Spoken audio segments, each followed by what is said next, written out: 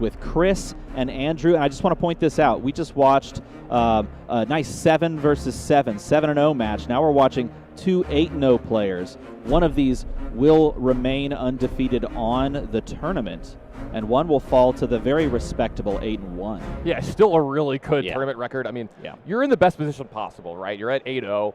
You're making that run towards the top 8. You can almost taste it. You can almost see it, but there's still a lot of work to be done. You still got to keep your eye on the prize.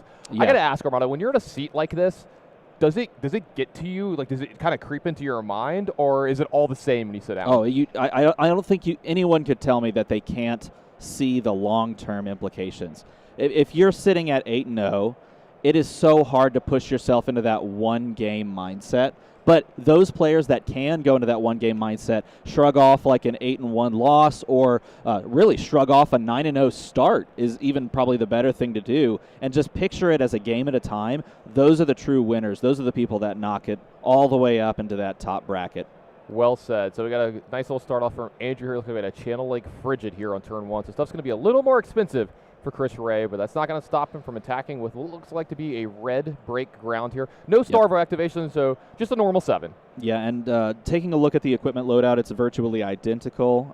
It completely is identical. In fact, one of the things that we want to always look for is what shield is being played. That can sometimes give you a hint into the idea of that player and what they think the matchup could play out like if they're playing Stalagmite versus Bastion. And here we see the Bastion of Eisenloft, or excuse me, the Rampart of Ram's Head come into play and block, in addition to whatever else he wants to block with. Yeah, it looks like it's going to be a big block, too. I think we had a Crown of Seeds activation plus a block from the equipment and 2 blocks from hand as well, so only a little bit of damage is going to leak through here. So Chris is going to get a little bit of damage going through, set up his arsenal, draw up, and pass back over to Andrew. Andrew down to 39 here. Let's see what he's got for his turn.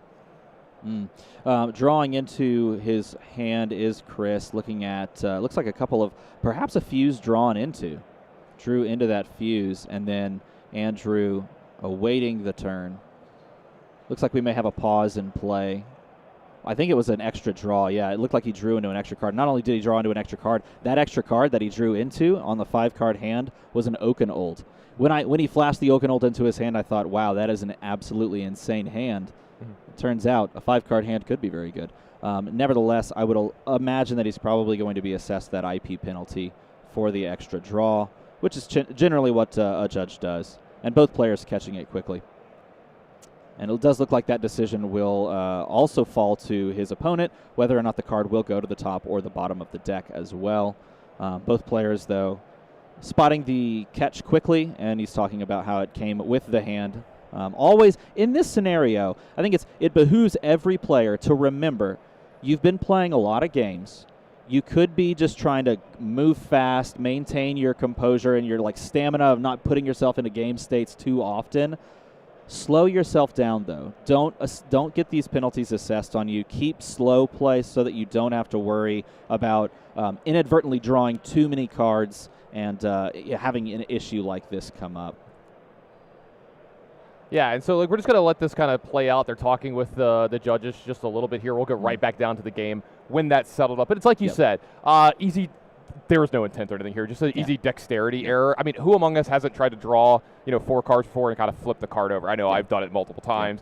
Something that comes along. So they're just going to iron that out, I believe. I can take a peek over here. It does look like, I think the head judge was right in the area, so he's going to walk over. Just kind of oversee this, make sure everything's done correctly. I think we even saw Chris raise his hand, be the one to call the judge over and get that taken care of, which is good on him. If that is you in that position, it is just far and away a better position to be in to call the judge, let him know, take the penalty, work your way from there, and then continue the match as you can. Yeah, now speaking of the match, now we have a Starvo mirror. Now this isn't the same as it was pre-bannings, pre-nerfs. Right.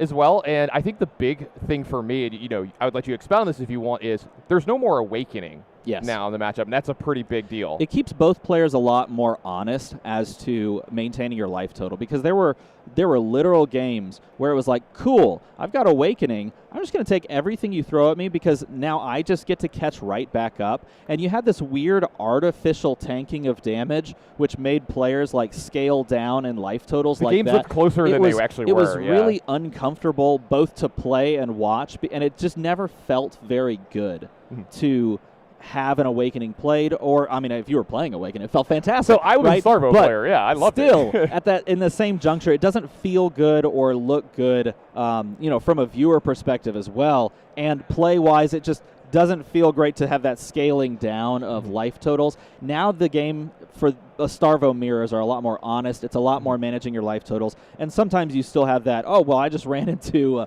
someone who Starvo fused, Starvo fused, Starvo fused, Starvo fused, and that was the game. That's kind of what Starvo does. He's the star of the show for a reason. Yeah, absolutely. I think it makes the games play a little more organic. You don't have the, hey, I'm going to take a little extra damage, because I had a lot of games as a Starvo player where I'd be winning, and I would take damage on purpose to keep our life totals closer to keep the Awakening play away. Right. Now, let's get back down to the action. Looks like Andrew is attacking over here with it. This looks like a Warm 4. This does not look like it's going to be a Frostbite on hit with this Winter's Wail. Which is actually very interesting as well, because that's not going to keep your Channel Lake Frigid alive. Maybe he just didn't draw into any ice cards that he could use to maintain that Channel Lake Frigid. At this juncture, you'd need 2 ice cards to pitch into something to actually do that. I've actually had some awkward Channel Lake Frigids where I've used an ice card to pay for something, and then I've activated my Crater Fist because I've been far enough ahead that I'm just like, activate my Crater Fist for no reason, just to get the other ice card in. Yeah, exactly. We do have a fuse. He did draw into a pretty fire hand in Icy Encounter plus Pulse of Candlehold. And let's see what he throws down in response to that fuse. He's going to jam down some big attack, perhaps. Yeah, this looks like it's going to be a very big attack. Yeah, depending on those colors. I know it was a red Icy Encounter, I think, and yellow Flash, so you may just have to pay a bunch for... Oh, yeah, just casual Crippling Crush. Just the old Crippling Crush from the Arsenal on turn... I think it was his turn 0 that he ended up actually getting that Crippling Crush, maybe turn 1. But the casual 13 Dominate Go Again seems like a good way to maintain some tempo. Don't forget also that crush ability. This deals 4 more damage to your hero. They are going to discard 2 cards at random, which is huge here. So in some way, shape, or form, Andrew's hand is going to be massively affected by this attack. This is why this attack is so important in these games. Is not only is it a ton of damage, but it's going to be the next turn that's affected so hard we as well. We do see a turn Timber in hand, so he does have the capability of actually blocking this to a certain degree and avoid the crush effect. In doing so, he pitched to Crown of Seeds, and this is important to keep track of. He pitched an Oaken Old, and he's setting a Channel Lake Frigid next to the Oaken Old. That, combined with whatever he tucked off of the Arsenal, could be a fused Oaken Old in the second cycle of the deck. And he is going to turn Timber and reveal an Evergreen for the turn Timber fuse. They're getting +2 on top of that. So he's going to defend a bunch of this. Looks like 7, 8, 9, 10, 11 out of 13, maybe just taking 2. So that was a hard task put in front of Andrew here, and he was up for it. He answered that question very, very well, got a ton of that damage stopped. And you see why some people are playing in the Starvo mirror. They have stuff like Turn Timber in their deck. It's for these attacks right here. These are the ones where you want to, I mean, obviously you have to get a little lucky. The spot's to time them up at the right time, but these are the attacks like Crippling Crush that are so important to block more than that generic damage.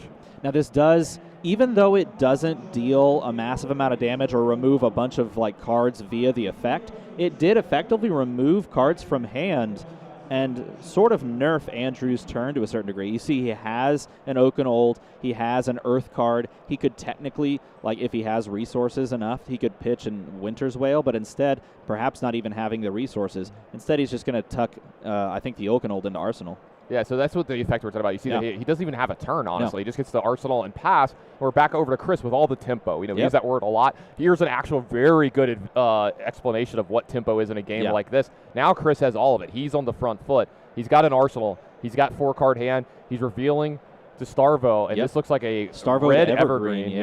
Coming in for 9. Go again, Dominate.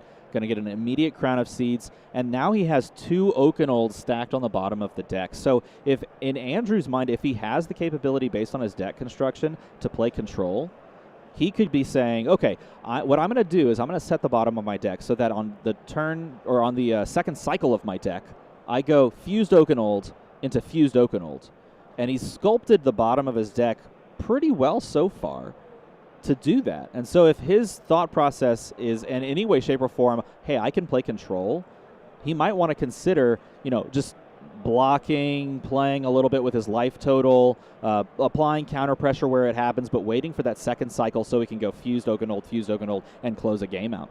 Absolutely, and seeing 5 or 6 cards a turn along with these Crown of Seeds and some of these extra cards and stuff, that's something that could possibly come up this game if they both decide to start getting really defensive. So, and Chris says, you know what? If you're going to take the Evergreen, you can also have an Icy Hammer for 4. You want to take the Frostbite as well. You want to take the 4 damage as well. I'm going to try to attack your hand. Make sure you can't Starvo Fuse on me. So let's see if Andrew has any block here. Maybe he's actually setting up to actually finally get his own big turn set up and start making a big attack. It does look like he's going to block just with the Ram's head here. Yeah, he's going to Rampart and take the Frostbite, take 3, dropping to 25. So we have a bit of a life deficit. And you know what doesn't work well in this current format? What's that? Awakening, because it's banned. So you can't yeah. maintain the life deficit and think that you could just catch up immediately. Yeah, so back over to Andrew here. He did make an effort to keep this 4-card hand. I wonder if he's going to have a Starvo activation this turn. It does look like he has. Yep. That is why he was keeping all those cards in hand, and it was smart of Chris to sniff that out and go, okay, I'm going to push more damage, try to get more at you. I'll keep the Ice card. I'll throw the Frosty Hammer, maybe slow you down a little bit. Now let's see what attack it's going to be. It looks like we're going to have an activation of Tunic. And the card pitch that's going to be able to pay for 4 here because of the Frostbite. Yes. Looks like it's going to be an Evergreen of Andrew's own. I'm assuming this is for 9. It looks like a red Evergreen to me. It appears like it's 9, Dominate, Go again. Mm-hmm. Speaking of Tunic activations, that's one for Chris as well. It's going to set up a Prevention 1 shield, and that's going to get him that coveted 5-card hand that we talk about so much of Bravo. And he does have a turn Timber here, so he could technically play this defensively. I think he's fishing with that Tunic resource to try and get that Starvo Fuse for himself, or maybe find that like real pop of a card that just, Crippling Crush, Oaken Old type thing that pushes the damage.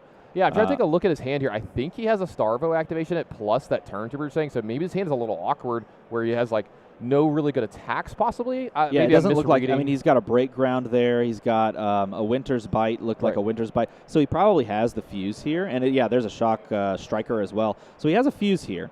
And so his decision point is, do I defend this attack for 9 plus a Frosty Hammer?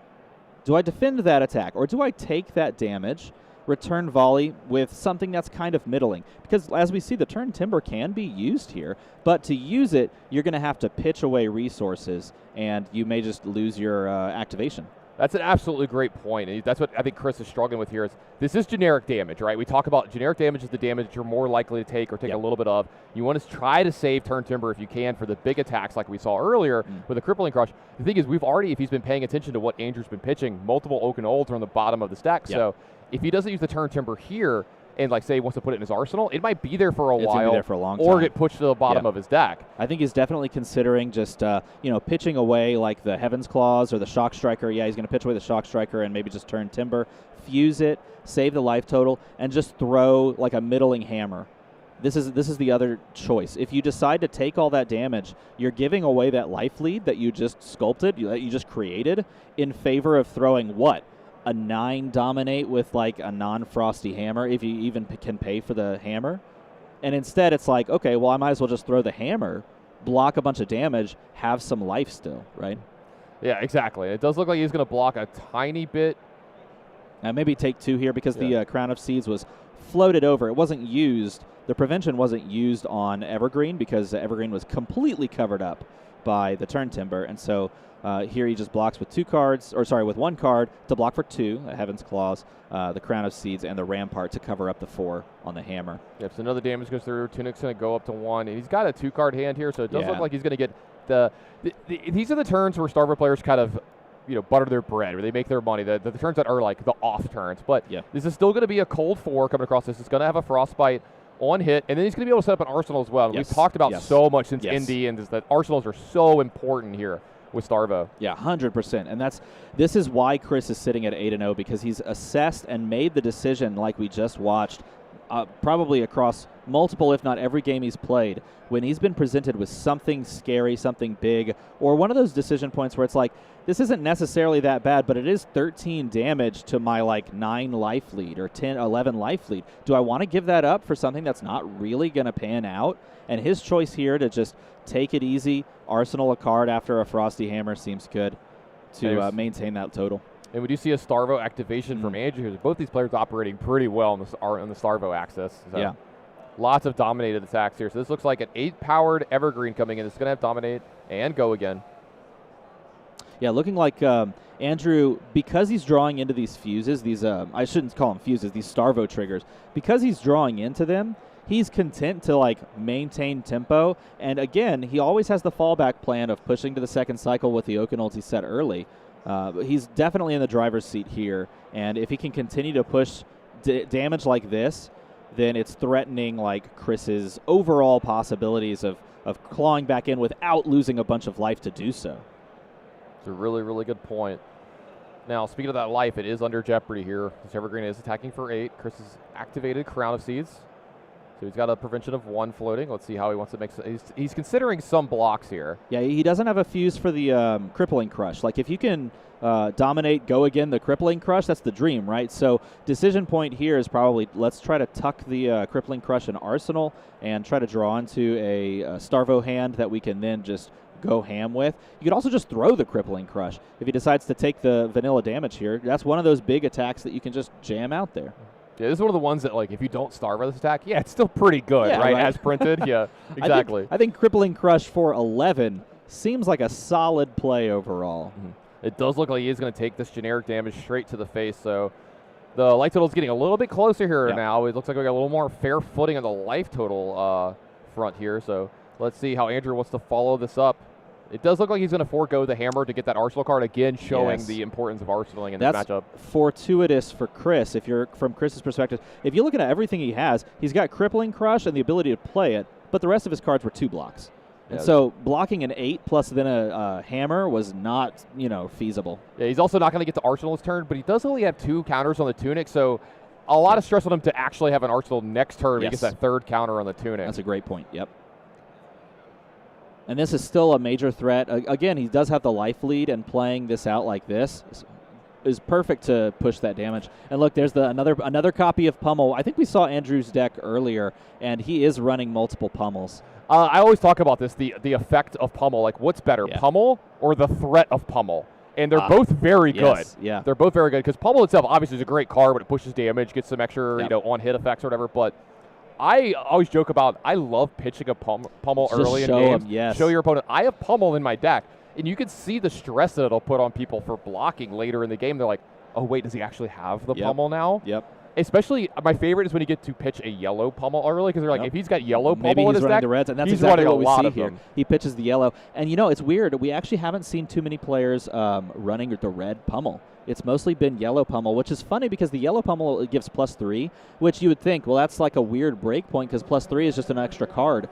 But if you're demanding a 3rd card from a Starvo player who only has 2 blocks, I mean, you're winning there anyway. So it's funny how yellow Pummel, which never really saw a lot of usage because it only added 3, actually just works in this matchup because when they just have 2 blocks, it doesn't even matter. That's definitely the main reason. I found that when I was playing this deck and testing it a lot and testing out the Pummels, that sometimes the red was actually a little more awkward in spots because you can't pitch it as much. Yeah, and it made my hands too awkward where I couldn't play Crippling Crush because that 1 extra or those 2 extra reds in my deck made it harder to play my big spells. Speaking of big spells, we got a Staunch Response here along with a Blink for a block to soak up a ton of that damage. So it looks like we're going to have 22 over to Andrew's side. Chris Ray still at a little bit of a lead at 29, but now it's Andrew's turn. Yeah. Does he have that Starvo activation? What's he got left over here? It doesn't look like he has a ton of cards left over, though. I think he just is content to Arsenal. I mean, he pitched away 2 of those cards. He Crown of Seeds, so he had, I think, a 5-card hand, but he pitched away 2 of those. So he's just going to set the Arsenal again so that he can Crown of Seeds again if he needs it, and that allows Chris to maintain the control of the game. And it looks like he's drawn into a couple of possible big threats, but no Starvo activation at the beginning. Yeah, so Chris here looking to see how he wants to attack. Looks like it's just going to be another generic damage turn, and I think I just see another turn temper here, so setting up for possibly a good defensive turn as well. So it'll be interesting to see if he chooses to Arsenal that card, or if he's going to, Crown of Seeds set something else so that he can Crown of Seeds as a defensive action, and then just keep the defense reaction in hand. That was another thing that was difficult when testing with these decks, with or without the defense reacts, is when do you set them in your arsenal, when do you not? Yeah. And, going into turn with 3 Tunic counters, you're pretty incentivized to arsenal some other card here as well to keep it in your hand. Say if he had no counters on his Tunic or 1 counter on his Tunic, then maybe it's a little bit different. I can keep it in my arsenal, use it from there, because I might not be activating my Crown of Seeds. Ooh, another Staunch Response in response here. Yeah, they want to be activating Crown as often as possible. You've been watching these games, especially in the mirrors. You want to churn through as much as possible and get those big turns. It looks like, I couldn't quite make it out, but it looks like he arsenaled the non-turn timber card. So that'll be interesting to see if he ends up reacting from Arsenal for some sort of a big attack, or if he's just comfortable to keep it. Does look, maybe he did Arsenal the staunch or the turn timber. It's good timing for him to have turn timber because he's going to need it this turn. That's a Starvo activation from Andrew. His next attack will be pumped up. And this is off of a 3-card hand. So Crown of Seeds allowing the 5-card hand, allowing you to sculpt for the Starvo activation, and then just pick your big attack that you're going to buff up. 9 Dominate Go again off the break ground red. And he kept the ice card so that he can pitch it for the Frosty Hammer as well. Yeah, let's see how Chris wants to handle this. It looks like he's going to pitch a Staunch Response here for resources. Wow. A bunch of resources to play a Staunch Response. Sure. So we had the triple D-React hand here. He's got the other one sitting in Arsenal as well. Just a casual turn timber, staunch response. You can kind of see a giggle from Andrew. It's like, were you ready for this turn, weren't you? That only thing better would have been if that were like Oak and Old that you responded to. It does look like, with the floating over resource, the Ram's Head's going to get in, stop a little bit of damage, but he is going to get a Frostbite as well this turn. So while a lot of damage didn't get pushed from Andrew this turn, you got to feel a little happy with that turn, though, right? I mean, Chris has no turn. His turn is check to see if my tunic is ticked up. Oh, it is. Pass.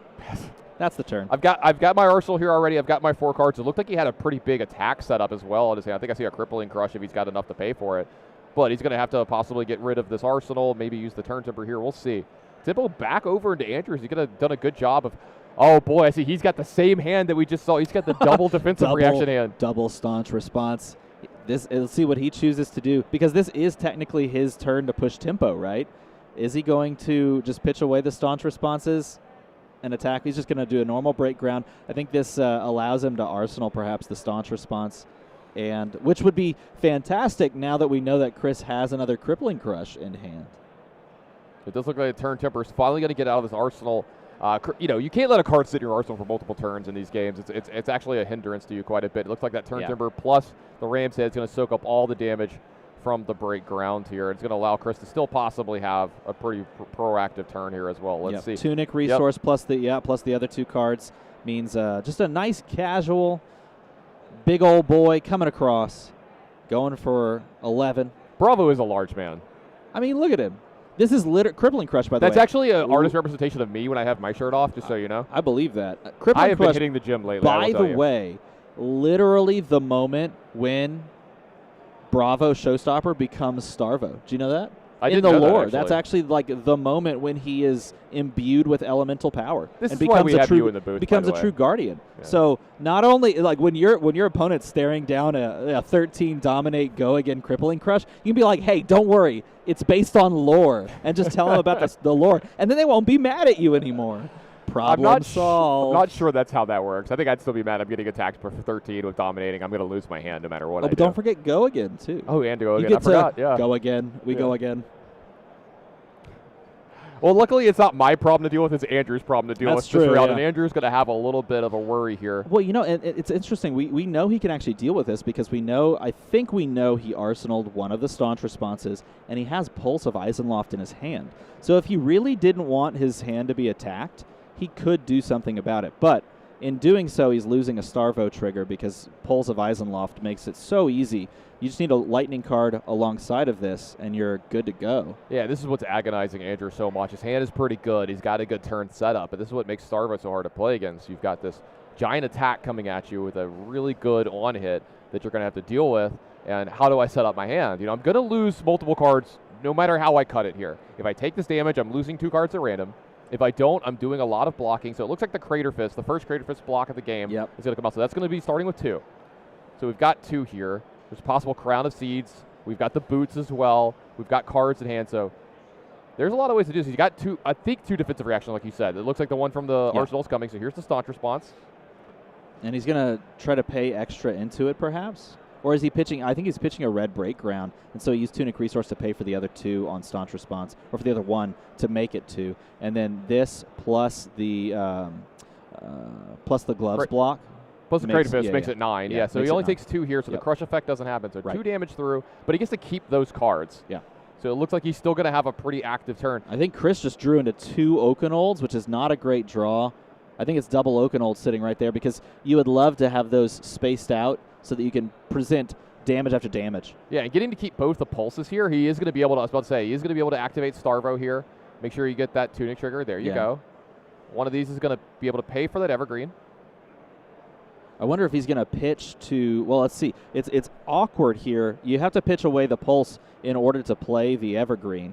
And then if you want to follow this up, you have to get rid of your other pulse and give that possible future activation up just to attack with the hammer. So I wonder if we're going to see him just not attack with the hammer and try to line up another Starvo trigger on his next turn. That's a really great point. That's something that came up a lot in testing when we were playing this deck is what do we do with the pulses when we revealed them? Do you keep them in your hand? Do you arsenal them and arsenal them away with your crown of seeds? Like when do you hold on to them, when do you not? And that finding out to be one of the harder things to do in these games, because at first I found myself holding my pulses to make sure I starve at every turn. And then as the game progressed, I actually found I didn't like it as the game went on, from early to mid to late game, that I actually wanted to churn through my deck more. Yeah.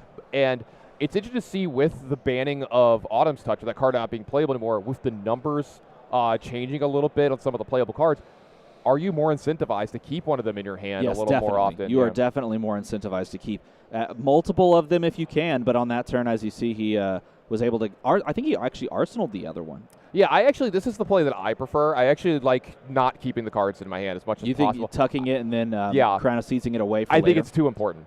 I mean, especially when you have a bunch of defensive reacts in your hand. In your deck that you're trying to draw to, and you're trying to keep that tempo going. Hey, I want to find big attacks, because that's the biggest thing. It clogs your hand up. Yeah, it can. It definitely can. And not having a Crown of Seeds when you need it is huge. I mean, that can be a separator for finding that 1 point of damage that stops a crush effect or stops a fused Oakenold. And so I definitely see the argument. It's interesting, though, because we presented enough in that moment. We presented enough damage to take cards from hand. We know we're probably not going to see a fused trigger coming back at us, and we did see a block from one of the Oakenolds. So there could have been a moment there where Andrew thinks, okay, well, if he's just going to have like a 3-card hand and he got rid of an Oakenold, am I going to worry about a fused second Oakenold? Or maybe I can just hold on to this for the value, but he just chooses to tuck it and then Crown of Seeds here to try and line up himself. Yeah, that is one of the deeper plays that we've seen so far. There's so much going on there. But back to the match, Chris is going to be attacking with a Frosty Winter's Will here. It looks like we got a block from a Ram's Head, and it looks like we might get a card from hand as well. Make sure we don't get that Frostbite on hit here.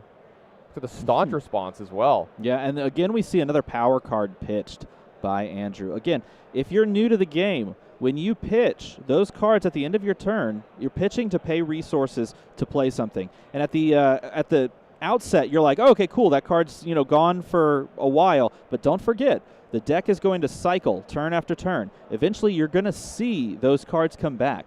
So pitching in specific orders and knowing what you've pitched early will mean that you'll see it in that order later. Unless you shuffle your deck for like a card effect, you're going to see the cards in the exact order that you pitched them throughout the game. And so players, and top-level players especially, can do something called pitch stacking, where they pitch multiple cards specifically in order and then kind of memorize it as they're playing, so that when the deck cycles around and you've seen these cards before, you know what's coming, and you can play down the Crippling Crush that he pitched earlier with that Earth card that he pitched next to it.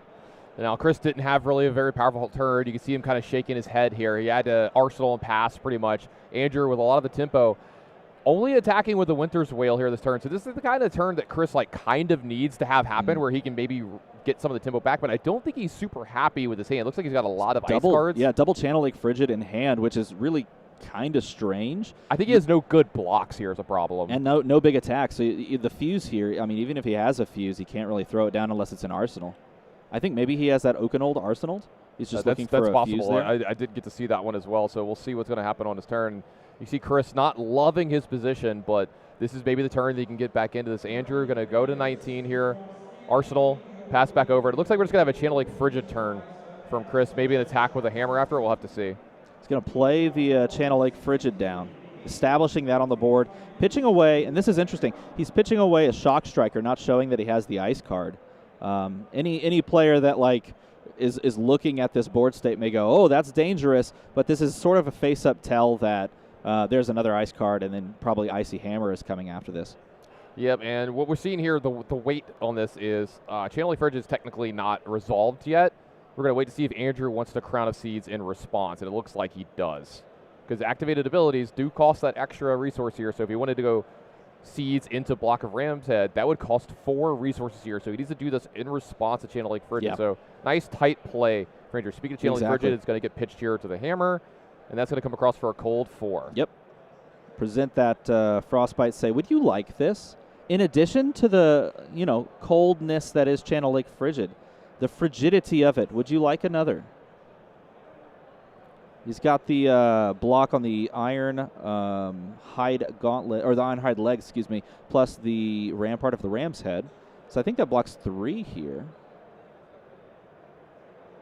And then, of course, the Crown of Seeds there, covering up that last bit. So he doesn't take the Frostbite, which would make him pay 2 extra for the first thing that he chooses to do. Drawing his hand is Chris, and passing on over is Andrew.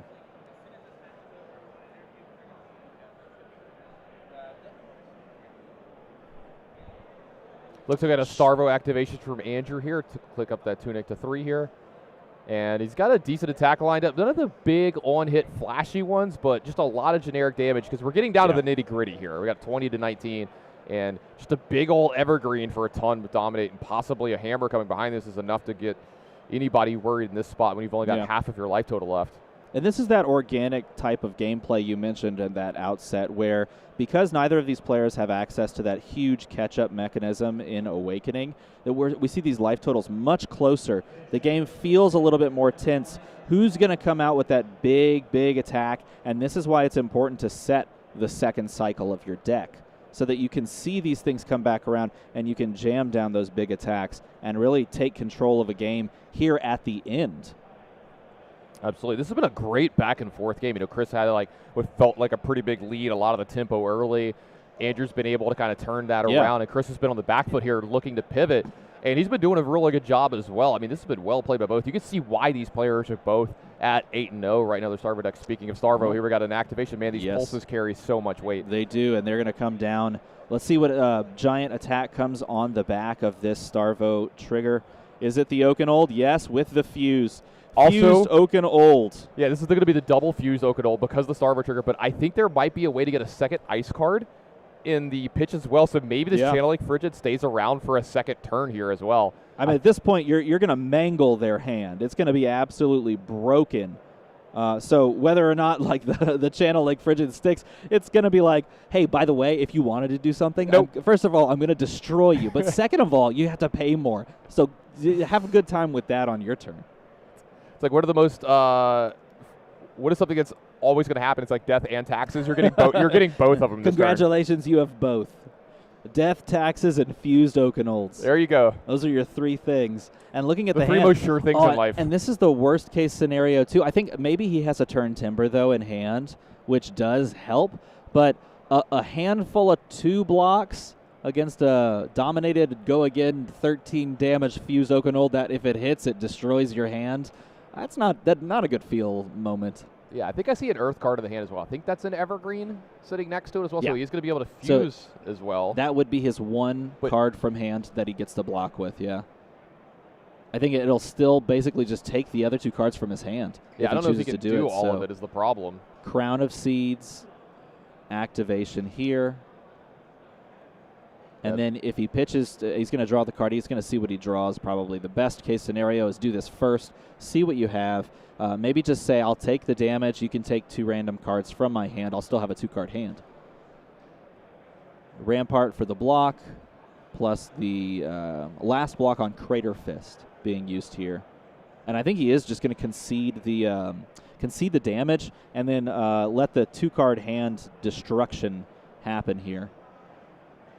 Maybe he won't. Maybe he'll choose to turn Timber and basically just take the rest of the turn off on his turn. Yeah, it does look like the turn Timber is going to come down. Now it goes 9, 10, 11, and then Crown of Seeds makes 12. Unless I'm counting incorrectly. Yeah, but here comes that Frosty Hammer. We're talking about the Channel Lake Frigid. Yeah, it looks like he did cover everything up. Yeah, because it's only coming for 11. So he covers everything with the turn timber and then asks the question, do you want a Frosty 4? Love how you say only 11, by the way. Yeah, just only 11. Yeah, might as well go ahead and block with a card from hand here because you're not going to be able to do much on your turn with the Channel Lake Frigid going to 2 here. So go ahead and block, and then you get one card left over for Arsenal here. So this could have been disastrous for Andrew, but I think this is enough of the mischief managed to get through just enough of this turn and to hope if Chris doesn't follow us up with another big turn, maybe you can get back into this game. That's true. Well, you have the life lead, and in that moment when they present a double fused Oakenold, it's like, okay, if I can come out of that turn with a life lead still, maybe that's a win. Even though I'm doing literally nothing on my turn because Channel Lake Frigid says, yeah, you're probably just not going to do anything. At least I have the life lead, and I'm arsenaling a card. That's a win, right? Absolutely. So drawing up and passing. He's going to give the opportunity for Chris to, on his turn, instant speed Crown of Seeds, but deciding whether or not he wants to do that then or if he wants to do it on his own turn. And he's just going to actually just straight up play it. Look at this. Lightning Surge from Arsenal, which gains go again when played from Arsenal. Attacks for 4. It's kind of fun. We'll say you and I played a little Tales of Aria Limited yesterday along with did. Red Zone Rogue, and this is some plays that we were making yesterday. So about 5 or 6, pick 5 or 6, I picked up the pack, and I looked, and the top card in my pack was Lightning Surge. And I was like, you guys left a red Lightning Surge? First of all, it's a Lightning card. Second of all, it's Lightning Surge. It's like the best Lightning card.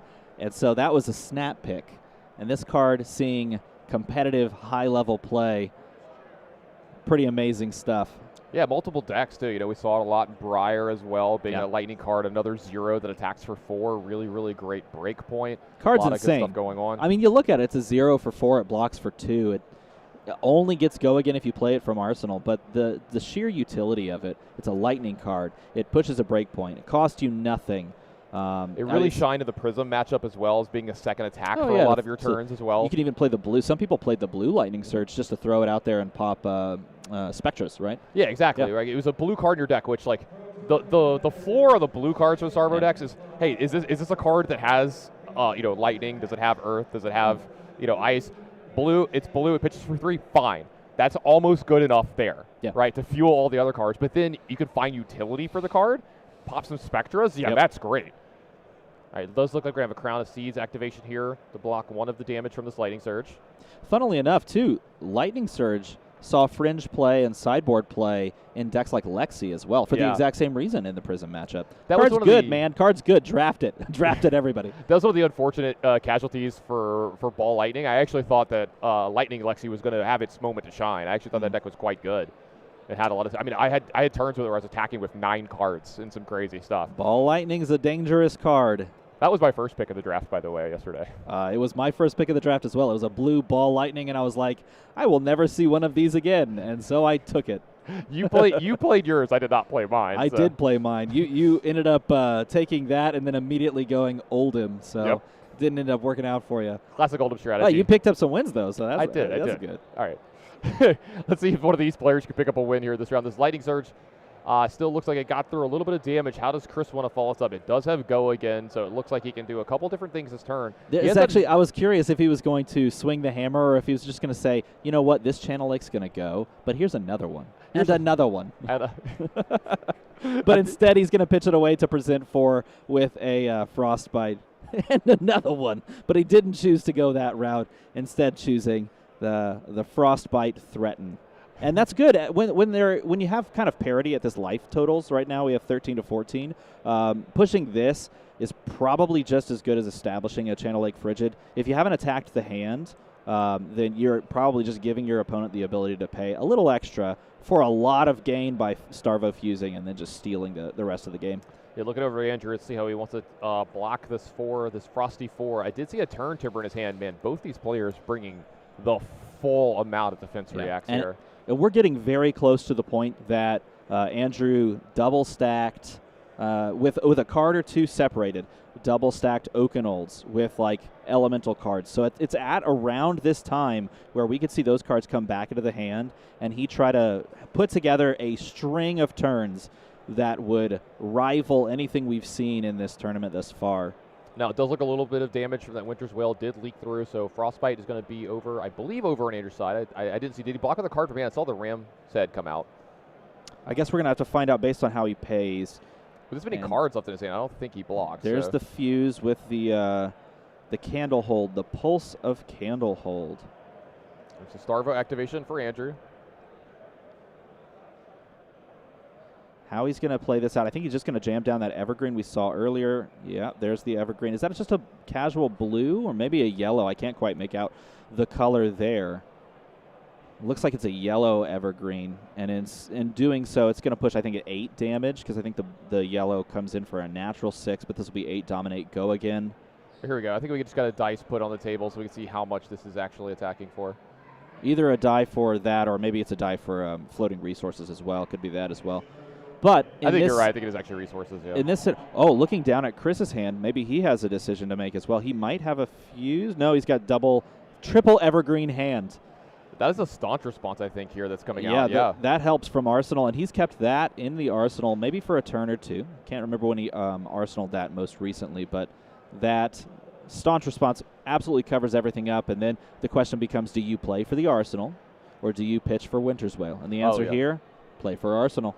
Yeah, I think it's so important to make the right decision in that spot, and Andrew's going to go ahead and arsenal up, kind of showing why he made some of the decisions he made early in the game. He's trying to get as far down into that deck as possible. Yep, there's another yellow Evergreen. This one also fused with that Pulse of Volthaven and another Evergreen.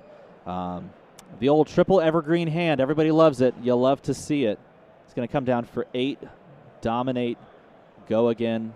Evergreen, a card that we played maybe like a few copies of in the original Starvo list, but a card that's really carrying a lot of weight now that Autumn's Touch is not available anymore. It has to, because you lose the 3 block, and it's a big step down. That's a very big step down. It's a big step down. You lose the 3 block, and instead you get 9 2 blocks in your deck, and that is a huge difference when you can draw into Autumn's Touch and Winter's Grasp, both of which block 3, and instead of drawing into the Autumn's Touches now, you're drawing into something that blocks 2. You end up, and this is the second time on stream we've seen it happen, a triple Evergreen hand, a triple 2-block hand, that can really stick you in a pinch. So let's see, how does Andrew want to do this? He's got an arsenal. He's got a full 4-card hand. I think I see a Starvo activation in the hand. I think that's a Pulse with a couple of other cards. I think he's got a Starvo activation without the Pulse, honestly. I can't. Yeah, he's got a Lightning card. He's got 2 Ice cards, perhaps. And then, is that a Tome of Harvest? I think it's a Tome, yeah. Yeah, Tome of Harvest, underratedly good card. One of my favorite cards from the set, and it just doesn't see as much play as I want it to. Here's the thing. I want Tome of Harvests to feel like the Tome that Prism can play, Tome of Divinity. It doesn't. And that makes me feel sad, because you have to lose the arsenal, and then you basically just net gain one from hand. He took everything. Yeah, I think took all 8. Yeah, I was gonna say, I think this Evergreen just full on connected. Andrew's down to 3. If you're Chris, that's got to be a little scary. Wow. What was the plan here? Does he have something that he could just come out with? He's going to tick the Tunic to 2. He's going to show the Pulse. Sorry, show the Tome, the Winter's Bite, and then the Heaven's Claws, and then just come across with what? From Arsenal, perhaps? That does look like he might be attacking from hand. Maybe we're getting a little ahead of ourselves. I don't know. Let's see. Nevertheless, going to pitch here, jam down the Tome of Harvest. Yeah, he's playing for the cycle of the drawing extra cards. And this could be the moment where he draws into that cycle, that turn cycle. Absolutely, and I think this is what we've been talking about the whole game. You know, he's been playing to the bottom of the deck. I was going to bring this up when we were talking about Tome. This is going to get him 3 cards deeper into his deck and possibly find some of those cards that have been tucked away, those Oaken Olds that were tucked away on turn 1, are about to possibly come back around. And there he did it. Yes, he counted his way down. He's managed his deck to this point. He uses Tome of Harvest to dig that extra few cards, and now he has a dominated, double fused Oaken Old, pitching away the Eye of Ophidia to because obviously Eye of Ophidia doesn't block. It's a Fable, doesn't block. It's a gem. You can't throw a gem in front of a giant like Oaken Old thing. Is that part of the lore as well? It is now. Okay. You've got this little giant, this little gem necklace that you just kind of toss in front of Oldhim, and he looks at it longingly. It just bounces off of him, and he just looks down. Double dominated Oaken Old. Seriously, who throws a gem? Coming for who throws a gem? Yeah. So let's see how Chris is going to have to deal with this. This is a huge turn from Andrew here in this game. You can see why he was okay with taking all of that damage last turn. And if what we know is correct, there's another one coming next turn. And Chris technically can know this information because if he's been paying attention to and I believe he has. Yeah, if he's been paying attention to what was pitched early in the game, he double stacked these. And this is that moment where the deck has cycled and dominated Oakenold into dominated Oakenold is a reality now. Yeah, so it does look like we had that Crown of Seeds activation. That's one that's sitting there ready to go. He's going to use, looks like he's just going to throw the kitchen sink at it. He's chucking out perhaps the block on the Crater Fist. Maybe you also block with the boots as well and try to find one card to block with. We know he's already Crown of Seeds, like you said. Yeah, this is a hard spot. Chris knows that this is probably one of the most important turns, if not the most important turn in the game. Yeah, and he has, unfortunately, an instant in hand, which is Blizzard, so that makes it a little bit more uncomfortable. I think he even had maybe a Blizzard and the Eye of Ophidia, both of which don't block. So his hand was like 2 cards that blocked, 2 that didn't. You're seeing kind of the unfortunateness of some of the draws from too. early in the game where the players had double defensive reactions multiple times in their hand.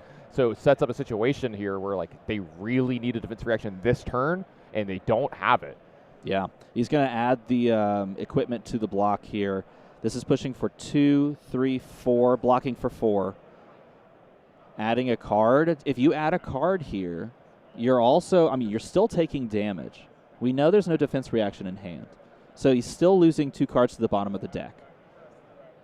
Yeah, I think he's trying to decide if he wants volley? to. Yeah, I think he's trying to decide if he wants to block with those 2 cards or lose them here. Because if he blocks the 2 cards, hold on, let's say. Well, remember it's dominated. You can only pick one. With one. That's the worst case scenario. So it's going to be 3 cards at that point, right? He'll have a 3-card hand, and then he'll lose 2 of them from Oakenold's effect. So he'll be reduced to 1 card, and then he has to deal with perhaps a hammer. Yeah, this is a really tough spot for Chris, and you can see it on his face. And this is the kind of end game that Andrew set up. What, like turn 4, turn 3 of the game? Yeah, I mean, good on Andrew. You can see that he saw this turn, 20, 30 minutes ago? Right, exactly. This is the end game that he set up. Dominated Oakenold. My opponent's at 12. Can they ever deal with this much pressure? This is what it takes to be sitting at 8-0 of a Pro Tour against a player like Chris Ray.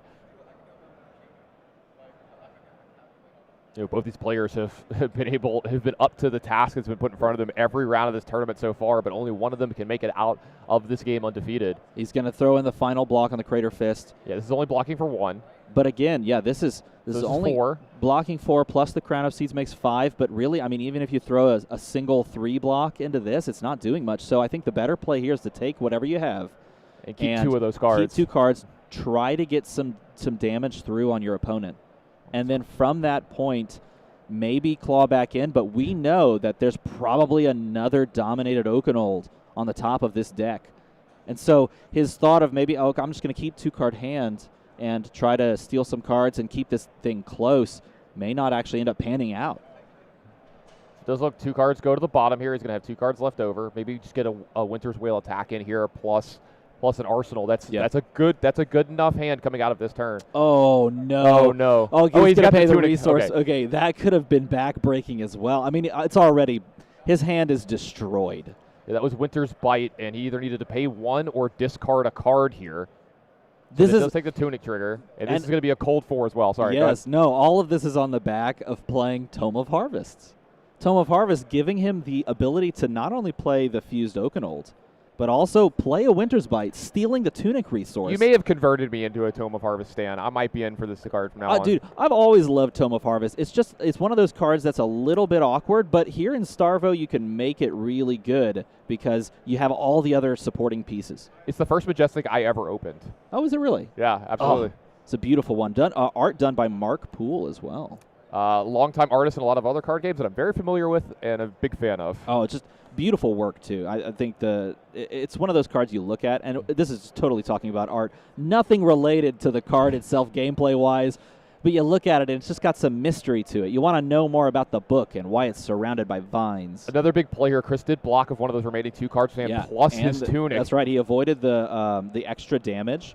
And did he draw into the other Oakenold? That's what we'll we're going to find here out with Andrew. Now, Chris was able to arsenal that last card, so he does have a 4-card hand here, but we're passing back over to Andrew. He Crown of Seized on Chris's turn, so he could draw into something new. And yes, there's the Oakenold. Is it Starvo triggered? It is Starvo triggered. It's going to be dominated with the.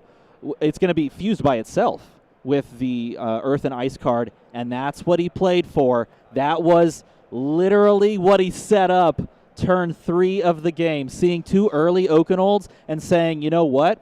I'm going to pitch them. I'm going to stack them with a card or 2 in between, and then you're going to figure out how to deal with it when we get there. And this might be too much for Chris Ray. He has no equipment left to block here. He does have the Crown of Seeds that can prevent 1, right? But then he only gets the block of 1 card from his hand, so that means 4 possibly total.